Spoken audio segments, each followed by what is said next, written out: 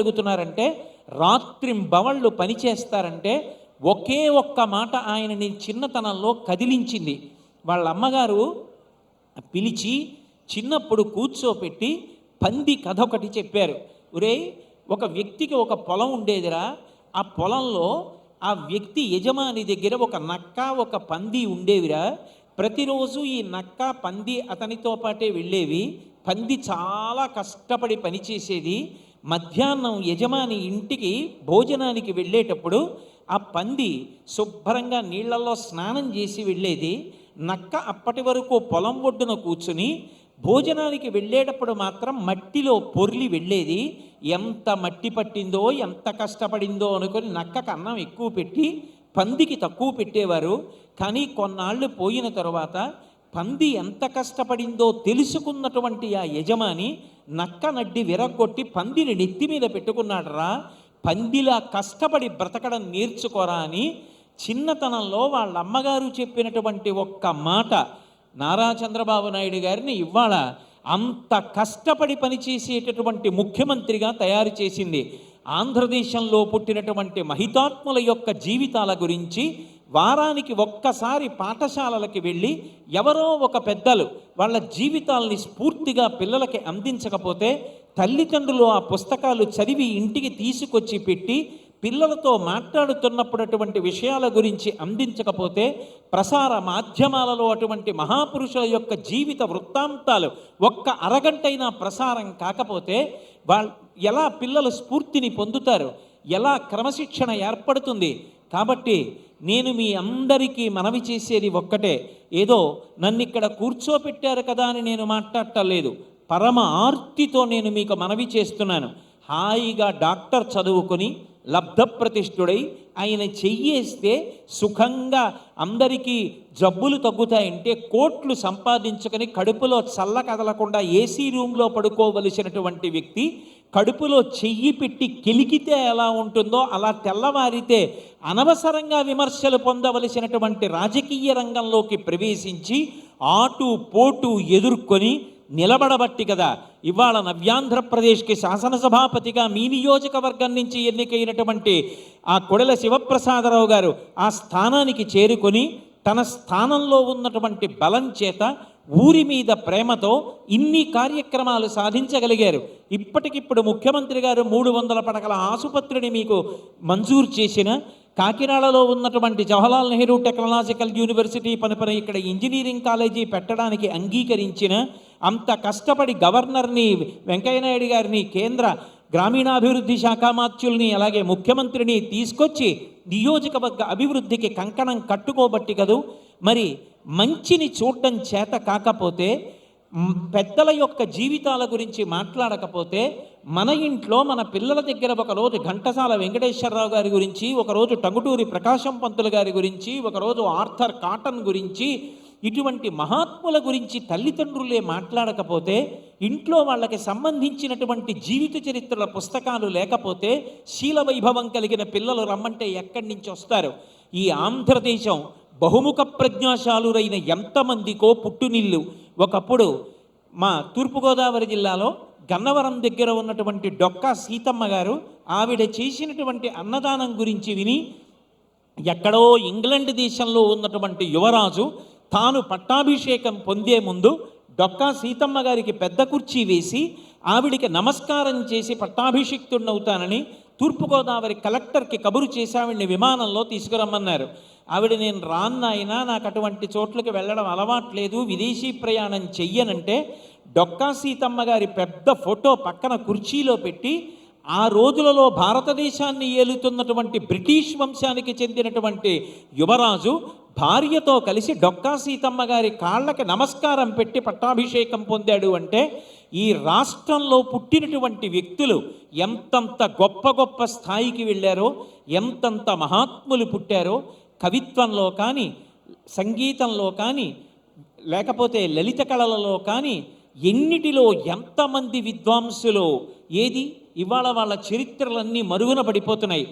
మీరు పాఠశాలలో చదువుతున్న ఒక పిల్లవాడిని పిలిచి ఏది నీకు ఈ డోలు వాయించడంలో ఒక విద్వాంసుడి గురించి చెప్పు, ఒక వైణికుడి గురించి చెప్పు, ఒక గాయకుడి గురించి చెప్పు, నీకు స్ఫూర్తినిచ్చినటువంటి ఒక నాయకుడి గురించి చెప్పు అంటే చెప్పలేని స్థితి కలగకూడదు. బయట శౌచం ఎంత అవసరమో, స్వచ్ఛ భారత్ అంటే బయట శుభ్రత ఎంత అవసరమో, నాయకత్వ లక్షణాలు, పరిశుద్ధమైనటువంటి శీల వైభవం, ఇంద్రియాలని నిగ్రహించుకోగలగడం, ఎన్ని మనసుని ప్రకోపింపచేయగలిగినవి కనపడినా త్రోసి రాజని తన మార్గంలో వెళ్ళగలిగినటువంటి క్రమశిక్షణ కేవలం మంచి పుస్తకాలు చదవడం వల్ల, మంచి పుస్తకాలను వినడం వల్ల వస్తాయి. అందుకే మనందరం కూడా ప్రత్యేకించి ఇటువంటి గొప్ప గొప్ప ఉత్సవాలు జరిగినటువంటి పరమ పవిత్రమైనటువంటి వేదిక మించి నేను కేవలం మిమ్మల్ని అడ్డు పెట్టుకొని, నేను కూడా ఈ రాష్ట్రంలో ఒక పౌరుణ్ణి కనుక, మీ కుటుంబంలో ఒక సభ్యుణ్ణి కనుక మనందరం కలిసి మాట్లాడుకుంటున్నట్టుగా భావన చేస్తూ స్వచ్ఛ భారత్, స్వచ్ఛ ఆంధ్రప్రదేశ్, శీల వైభవం కలిగినటువంటి పిల్లల యొక్క అభ్యున్నతి, మనందరి ఆరోగ్యం, ప్రభుత్వ ఆస్తుల పరిరక్షణ, పన్ను కట్టాననేటటువంటి గౌరవాన్ని పొందడం, ఐఎమ్ ద ట్యాక్స్ పేయర్, నేను పన్ను కట్టాను అని గర్వంగా చెప్పుకోగలగడం, ఒక ట్రాఫిక్ సిగ్నల్ లైట్ పడితే ఆగడంలో గర్వాన్ని పొందడం, మంచి అలవాట్లు చేసుకుందామని, తద్వారా రాష్ట్ర సమున్నత అభివృద్ధికి, సర్వతోముఖాభివృద్ధికి, రాష్ట్రానికి అంతటికీ నరసరావుపేట మార్గదర్శనం చెయ్యగలిగినటువంటి స్థితికి ఎదగాలని, అలా ఎదగడానికి ఇంకా ఇంకా ఎందరో మహాత్ములు ఈ నరసరావుపేట నియోజకవర్గం నుంచి ఉద్భవించడానికి, ఆ కోటప్ప కొండ మీద వెలిసి ఉన్నటువంటి దక్షిణామూర్తి స్వరూపుడైనటువంటి పరమేశ్వరుని యొక్క పరిపూర్ణమైనటువంటి అనుగ్రహం మనందరి మీద ప్రసరించాలని నేను వినయపూర్వకంగా భగవంతుని యొక్క పాదములు పట్టి నమస్కరిస్తూ, ఇక్కడ జరుగుతున్నటువంటి ఈ పెద్ద పండగలో పాల్గొనడానికి నిజానికి నాకు ఏ అర్హత లేకపోయినా, నేను ఏ పెద్ద అధికారిని కాకపోయినా, నాకు ఏమి పెద్ద స్థితికి ఎదిగినవాడిని కాకపోయినా, ఇంత గౌరవించి మర్యాదనిచ్చి నన్ను పిలిచి ఇక్కడికి తీసుకొచ్చి 4 మంచి మాటలు చెప్పవయ్యా అని చెప్పి నన్ను ఆహ్వానించి మర్యాదనిచ్చినటువంటి సభాపతి కోడెల శివప్రసాద్ గారికి, ఇంత క్రమశిక్షణతో ప్రేమతో నేను చెప్పిన మాటలు విని ఆదరించినటువంటి మీ అందరికీ నా హృదయపూర్వకమైనటువంటి కృతజ్ఞతలను ఆవిష్కరిస్తూ సెలవు తీసుకుంటున్నాను. స్వస్తి. హలో. బ్రహ్మశ్రీ చాగంటి కోటేశ్వరరావు గారి ప్రవచనం మరింతవరకు వారికి ధన్యవాదాలు చెప్పుకుందాం. నిజానికి గంటల తరబడి మనం వారి మాటలు వినాలని మనసు ఉవ్విళ్ళూరుతుంది. కానీ వారు ఒక మాట అన్నారు ఇప్పుడే, నాకేమాత్రం పెద్దగా నేను అధికారిని కాకపోయినా మరేం కాకపోయినా నన్ను ఇక్కడ పిలిచి మర్యాద చేశారన్నారు. అది నరసరావుపేట వారి యొక్క మంచితనానికి పరాకాష్ఠగా చెప్పుకుంటూ, మరొక విశేషం పెద్దలారా, గౌరవనీయులు స్పీకర్ గారు విచ్చేశారు. వారి ద్వారా 4 మంచి మాటలు చెప్తే ఈ జగతంతా బాగుంటుందనే ఉద్దేశమే వారిది. చాలా సంతోషం. బ్రహ్మశ్రీ చాగంటి కోటేశ్వరరావు గారి ప్రవచనం ఈరోజు సమాజంలో నడుస్తున్నటువంటి అనేక విషయాల గురించి వారు చెప్పారు. మనం చేయాల్సినటువంటి కర్తవ్యాలు, ఒక ప్రజలుగా, ఒక నాయకుడిగా, ఒక అనేక మంది జీవితంలో ఉన్నటువంటి స్థానంలో నుంచి సమాజానికి ఎలా సేవ చేయాలో చెప్పారు. వారికి ధన్యవాదాలు. అదేవిధంగా తర్వాత చాలా సాంస్కృతిక కార్యక్రమాలు ఉన్నాయి. సినీ నటి శోభన్ గారు వారి బృందంతో వస్తున్నారు, శివారెడ్డి గారు వచ్చున్నారు. దయచేసి అందరం కూడా ఈ కార్యక్రమాన్ని ఆనందించి ఆస్వాదించి వెళ్లాల్సిందని కోరుతున్నాను. ఇప్పుడు మా మంత్రి గారు రావుల కిషోర్ బాబు గారు కొద్దిసేపు మాట్లాడి వారికి జనచైతన్య యాత్రలో పాల్గొనే కార్యక్రమం ఉంది కాబట్టి వారిని మాట్లాడాల్సింది కోరుతున్నాను. దయచేసి అందరం కూడా మన టౌన్ హాల్లో ఏ విధంగా మనం సాంస్కృతిక కార్యక్రమాల్ని ఆనందిస్తామో ఆస్వాదిస్తామో, అదేవిధంగా ఇవాళ రేపు ఎల్లుండి కూడా మనం మామూలుగా ఎక్కడైనా చూడడానికి అవకాశం లేని సాంస్కృతిక కార్యక్రమాలను ఏర్పాటు చేశాం. ఈ రోజున వాటిని ఆనందించిపోవాల్సిందని నా విజ్ఞప్తి మీ అందరికి కూడా. ఇప్పుడు రావుల కిషోర్ బాబు గారు. గౌరవనీయులు, నిరంతరం ప్రజాసేవలో పరితపించే నాయకులు, తెలుగుదేశం పార్టీ సీనియర్ నాయకులు, ప్రజలకు సేవ చేయటమే ధ్యేయంగా ప్రజలతో మమేకమైపోయి ప్రజల సంక్షేమానికి కట్టుబడి ఆనాటి స్వర్గీయ ఎన్టీ రామారావు గారు ఇచ్చినటువంటి ఆ ఆదర్శాన్ని నరనరాల్లో జీర్ణించుకుని ప్రజలే దేవుళ్ళు, సమాజమే దేవాలయమైనటువంటి సూక్తిని ఎల్లప్పుడూ పాటించేటువంటి మన నాయకుడు నరసరావుపేట ప్రజల గుండెల్లో చిరస్థాయిగా గూడుగట్టుకుని ప్రజల చేత నిత్యం ఆరాధ్యం పూజింపబడుతున్నటువంటి నాయకుడు, అభిమానించబడుతున్నటువంటి నాయకుడు, ప్రేమించబడుతున్నటువంటి మన మహానాయకుడు శ్రీ కోడెల శివప్రసాద్ గారికి ఈ సందర్భంలో నా హృదయపూర్వక కృతజ్ఞతలు, ధన్యవాదాలు, వందనాలు తెలియజేస్తున్నాను. మిత్రులారా, ఇవాళ 100 సంవత్సరాల వసంతాలను పూర్తి చేసుకుని నరసరావుపేట పురపాలక సంఘం అభివృద్ధిలో, సంక్షేమంలో, ప్రగతిలో మరొక దశలోకి వెళుతున్నటువంటి ఈ రోజున ఇంత పెద్ద మహా పండుగలు చేసుకుంటున్నందుకు చాలా సంతోషంగా ఉంది. పెద్దలు, నాయకులు కోడెల శివప్రసాద్ గారి యొక్క వారి జీవితం నుంచి పాఠాలు నేర్చుకుని, వారి యొక్క రాజకీయ జీవితం నుంచి స్ఫూర్తిని పొంది, వారి యొక్క పని విధానం ద్వారా చైతన్యవంతులమై ప్రజాసేవలో ఇంకా ముందుకు వెళ్ళటానికి మాలాంటి వాళ్లకు ఈ మహా పండుగలు ఎంతో స్ఫూర్తిదాయకం, చైతన్యవంతం అని చెప్పేసి నేను తెలియజేస్తున్నాను. ప్రజలకు అనునిత్యం సేవ చేసే నాయకులు, ప్రజలే దేవుళ్ళుగా పూజించేటువంటి నాయకుడు, సమాజమే దేవాలయం అనుకుని సమాజానికి అనునిత్యం సేవ చేసేటువంటి నాయకులు కోడెల శివప్రసాద్ గారు మా అందరికీ ఆరాధ్య దైవం, మాకు పూజనీయులు, మాకు పెద్దలు. వారి యొక్క అనుభవం నుంచి మేము పాఠాలు నేర్చుకుని, వారి జీవితం నుంచి మేము మంచి విషయాలు నేర్చుకుని, స్ఫూర్తిని పొంది, చైతన్యం పొంది ప్రజాసేవలో ఇంకా ముందుకు వెళ్తామని సందర్భంగా నేను తెలియజేస్తూ, నరసరావుపేట పురపాలక సంఘం మరొక దశలోకి ప్రవేశించబోతుంది.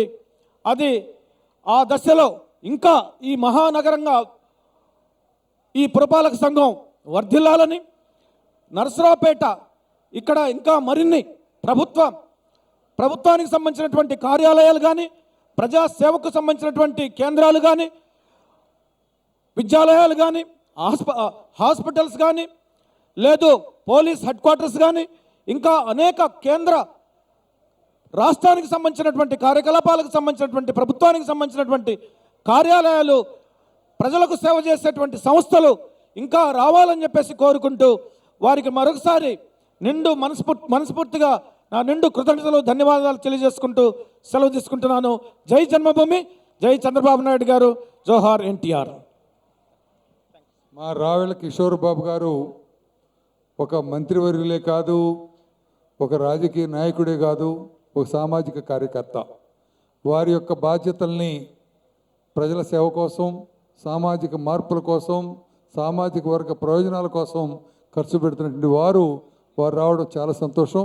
వారిని సత్కరించుకున్న తర్వాత సోదరి ఔషధ రంగంలో ఉన్నత శిఖరాలను అందుకున్నటువంటి భారత్ బయోటెక్స్ ఔషధశాల, ఆ యొక్క కంపెనీకి జాయింట్ మేనేజింగ్ డైరెక్టర్గా పనిచేస్తున్నటువంటి సుచిత్ర ఎల్లా గారిని కొద్దిసేపు మాట్లాడి మనల్ని స్పందించి మనకు ఒక స్ఫూర్తిని, చైతన్యాన్ని కలగజేయడానికి వచ్చినందుకు వారికి ధన్యవాదాలు తెలియజేస్తూ, వారు మాట్లాడే ముందు మా సోదరుడు చిరు సత్కారం మా రావెల కిషోర్ బాబు గారికి.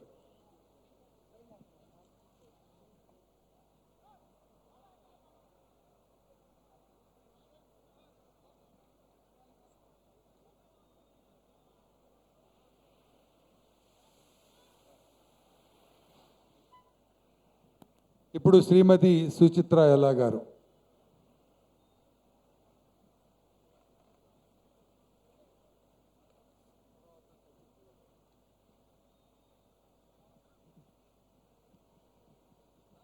పెద్దలందరికీ నమస్కారం. ఎందరో మహానుభావులు అందరికీ వందనములు. నాకు ఎక్కువగా తెలుగులో మాట్లాడటం అనేది కొంచెం కష్టమైన పని. ఎస్పెషలీ ఇంతమంది పెద్దలు దీంట్లో ఆడియన్స్గా ఉన్నప్పుడు, ఇక్కడ స్టేజ్ మీద ఉన్న పెద్దలు ఇంతకు ముందు మాట్లాడిన విధానం కానీ, వాళ్ళు స్టేచర్లో కానీ, వాళ్ళకున్న నాలెడ్జ్లో కానీ నాకు ఐ డోంట్ థింక్ ఎటువంటి ఒక ఇది కూడా లేదు, ఈక్వేషన్ అనేదే ఉండదు. బట్ గౌరవనీయులు AP legislative assembly speaker doctor Kodela Sivaprasad garu నన్ను ఇక్కడికి నర్సరావుపేటకి రమ్మని చెప్పి ఆహ్వానించింది. నాకు చాలా చాలా రియలీ ఐఎమ్ వెరీ ప్రౌడ్, చాలా హానర్గా ఫీల్ అవుతున్నాను. ఇక్కడ సీఎం గారి సమక్షంలో ఆయన చేత గుర్తింపబడటం అనేది ఒక పెద్ద మోటివేషన్ అని నేను తీసుకుంటున్నాను. ఎందుకంటే 20 years బ్యాక్ నేను మా హస్బెండ్ ఇద్దరు కలిసి యుఎస్ నుంచి వెనక్కి ఇండియాకి వచ్చేయాలని ఒక కంకణం కట్టుకొని ఇండియాకి వెనక్కి తిరిగి రావటం అనేది జరిగింది. మా ఈ 20 years జర్నీలో మేము ఒక ఫస్ట్ జనరేషన్ ఆంట్రప్రనర్స్గా వ్యాక్సిన్స్ ఎలా తయారీ చేయాలి, మన దేశంలో ప్రజలకి అందుబాటులో వ్యాక్సిన్స్ రావాలి. వ్యాక్సిన్స్ అంటే చిన్నపిల్లలకి మనం అందరూ వాడతాం, టీకాలు అంటారు కొంతమంది ఇంగ్లీష్లో వ్యాక్సిన్స్ అంటాము. అన్ని అంటు వ్యాధులకి, ఇన్ఫెక్షస్ డిజీజెస్కి అతి లో కాస్ట్లో ఇంటర్నేషనల్ క్వాలిటీలో చేయాలి. ఎందుకంటే ఈ టెక్నాలజీస్ అంతా మన ఇండియాలో లేదు అని ఒకే ఒక ప్యాషన్ అని చెప్పాలి. అది ఒక ఇదిగా తీసుకొని మేము రావటం జరిగింది. సో 20 yearsగా కోడెల శివప్రసాద్ గారికి మేము చేస్తున్న ఈ ఒక చిన్న మా ప్రయాణం ఆయనకు తెలుసు. Today we're very happy and proud that అది ఫస్ట్ మేము ఆంధ్రప్రదేశ్లో హైదరాబాద్లో పెట్టడం అనేది, కంపెనీని అక్కడ స్టార్ట్ చేయటం అనేది జరిగి ఈరోజు వరల్డ్ ఓవర్లో one of the biggest and largest manufacturer of అన్ని వ్యాక్సిన్స్, పిల్లలకి పెద్దలకి కావాల్సిన వ్యాక్సిన్స్ అంతా తయారీ చేయడం అనేది ఇక్కడే జరగటం. అది కూడా చంద్రబాబు నాయుడు గారు అప్పుడు చీఫ్ మినిస్టర్గా ఉన్నప్పుడు Biotech park and knowledge park అని హైదరాబాద్లో చేయటం, ఆయన ఇంట్రెస్ట్ తీసుకొని ఆయన విజన్తో అది అప్పుడు 1998-2000లో ఆయన గైడెన్స్లో అది అక్కడ చేయటం కూడా జరిగింది. మీకు అందరికీ తెలిసే ఉంటుంది. అటువంటి లీడర్షిప్ కానీ ఈ రాష్ట్రానికి, ఈ దేశానికి తప్పకుండా అవసరం ఉంది. వాళ్ళందరూ చాలా we learn a lot from such leadership and I think it motivates us day to day. And ఇక్కడ ఉన్న యంగ్స్టర్స్ అందరికీ నాకు ఒక ఎస్పెషలీ స్టూడెంట్స్, కాలేజ్ పిల్లలందరికీ, గర్ల్స్ ఆర్ బాయ్స్ అందరూ ప్యాషనెట్గా పనిచేయాలి, కమిటెడ్గా పనిచేయాలి, హార్డ్ వర్క్ చేయాలి. ఎందుకంటే మన కోసం కాదు, మన దేశాని కోసం చేయాలి, మన రాష్ట్రాని కోసం చేయాలి, మన ఫ్యూచర్ జనరేషన్స్ కోసం చేయాలి.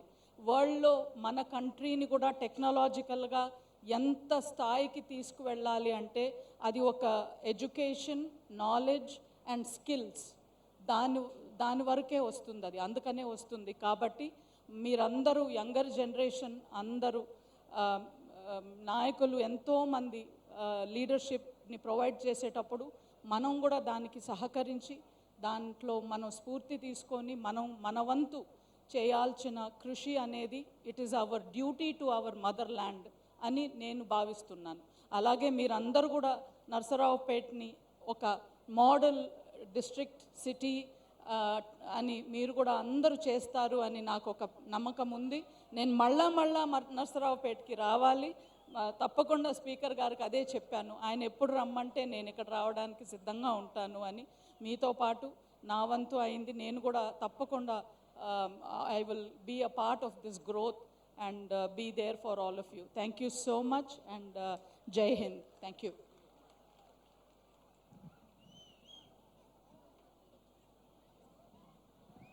ధన్యవాదాలమ్మా.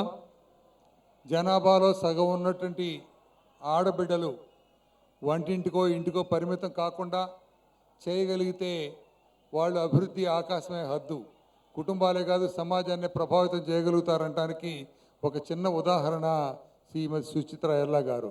ఔషధ రంగంలో వ్యాపారం, సమాజ సేవ, కుటుంబం అన్నీ చూసుకుంటున్నటువంటి గొప్ప ఆడబిడ్డ శ్రీమతి సుచిత్ర ఎల్లా గారు. వారికి ధన్యవాదాలు తెలియజేసుకుంటూ ఇప్పుడు కల్చరల్ ప్రోగ్రామ్స్. ధన్యవాదాలండి.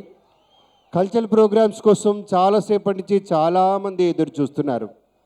ఫస్ట్ ఐటెం చూద్దామండి. శోభన గారి క్లాసికల్ డ్యాన్స్ ఉంది, శివారెడ్డి మిమిక్రీ అండ్ జోక్స్ ఉన్నాయి వాళ్ళ ట్రూప్ తోటి.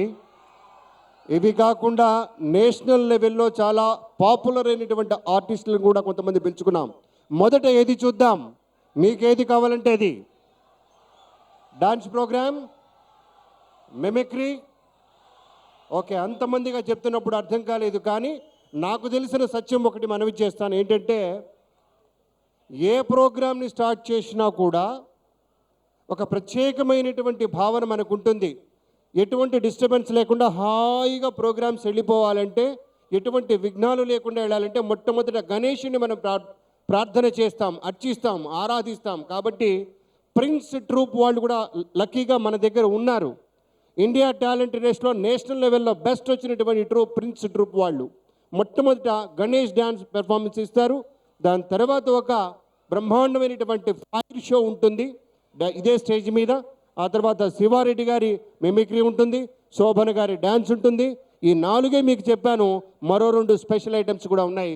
దయచేసి మీరంతా వేచి ఉండమని కోరుతూ, ఎస్, వీళ్ళంతా ఈ మేకప్ వేసుకోవడానికి కనీసం 4 గంటల టైం పడుతుంది. ఎప్పటి నుంచో వేచి ఉన్నారు. ఒక్కసారి మీరు క్లాప్స్ కొట్టండి, వాళ్ళ వెంటనే డ్యాన్స్ స్టార్ట్ అవుతుంది. Thank you very much.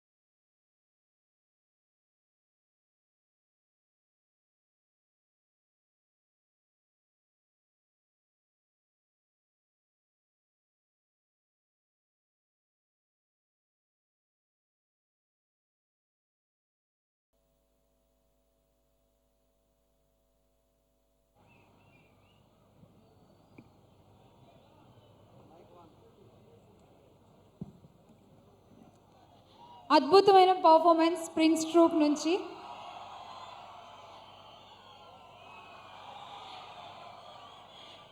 మామూలుగా సీఎం గారు మాట్లాడి వెళ్ళగానే ప్రోగ్రామ్ అయిపోతుంది జనరల్గా, కానీ కొడెల గారు కేవలం మీకోసం మమ్మల్ని అందరినీ అంత దూరం నుంచి తీసుకొచ్చి మీకు ఇంకా ఇంత ఎంటర్టైన్మెంట్ ప్రొవైడ్ చేస్తున్నారు. ఇంకా చాలా చాలా డాన్సులు ఉన్నాయి. ఇప్పుడు మీ అందరికీ ఒక విషయం చెప్పనా, అందమైన దేవకన్యలు రాబోతున్నారు ఇప్పుడు స్టేజ్ పైకి. రెడీయా చూడ్డానికి? వీళ్ళు పైగా ఇక్కడి నుంచి కూడా కాదు, రష్యా నుంచి వచ్చారు స్పెషల్గా మిమ్మల్ని కలుసుకోవడానికి మాత్రమే. నిప్పుతో చెలగాటం ఆడితే ఏమవుతుందో మనందరికీ తెలుసు, కానీ వీళ్ళు నిప్పుతోనే అనేక రకాల విన్యాసాలు చేస్తూ డాన్స్ చేస్తారట. తర్వాత లేజర్ పర్ఫార్మెన్స్ కూడా ఉంది. యోగీస్ ఏంజల్స్ని పిలిచేద్దాము వేదిక మీదకి. ఒక్కసారి గట్టిగా చప్పట్లు.